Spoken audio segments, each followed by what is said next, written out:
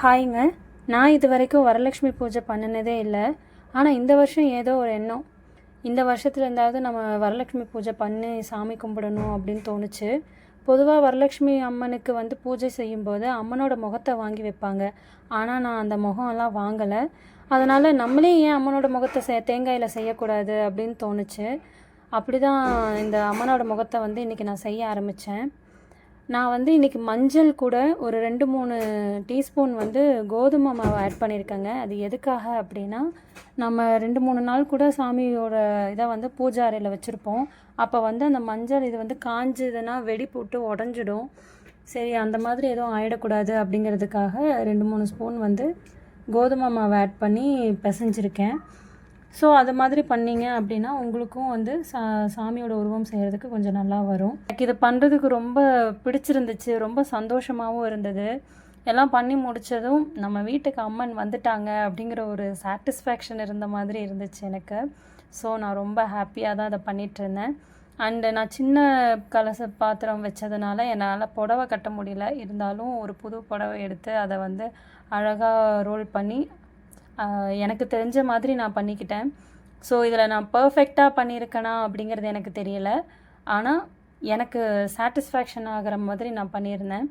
So எல்லாம் பண்ணி முடிச்சுட்டு ரொம்ப சந்தோஷமாகவே சாமியும் கும்பிட்டேன். அதுதான் எனக்கு ரொம்ப ஹாப்பியாக இருந்துச்சு. அம்மனோட முகத்தை செஞ்சு முடித்ததும் உண்மையாகவே ரொம்ப சந்தோஷமாக இருந்துச்சு. நம்ம கையாலேயே அம்மனோட உருவத்தை செஞ்சு அலங்காரம் பண்ணி பூஜை ரெடி பண்ணும்போது கிடைக்கிற அந்த சாட்டிஸ்ஃபேக்ஷனை வார்த்தையால் சொல்லவே முடியாது.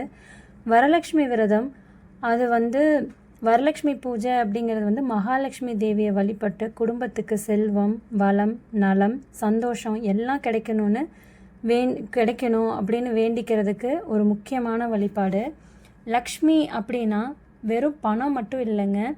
குடும்பத்தில் ஆரோக்கியம், நல்ல வாழ்க்கை, உணவு, தைரியம், குழந்தைங்களுக்கான நலம், மன நிம்மதி, குடும்ப ஒற்றுமை, நம்ம வாழ்க்கைக்கு தேவையான பலவிதமான வளங்களையும் கிடைக்கும்.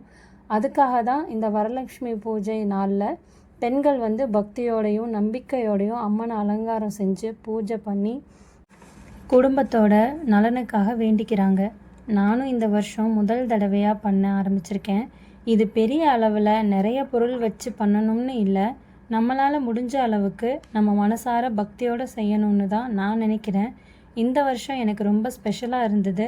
ஏன்னா முதல் முறையாக நான் வரலட்சுமி அம்மனை என் கையாலேயே ரெடி பண்ணி வழிபட்டதுனால அம்மனோட அருள் எல்லாருக்கும் எல்லாருடைய குடும்பத்துக்கும் கிடைக்கணும், எல்லாம் ஆரோக்கியமாக சந்தோஷமாக நிம்மதியாக இருக்கணும்னு இந்த வரலட்சுமி பூஜை நாளில் வேண்டிக்கிறேன்.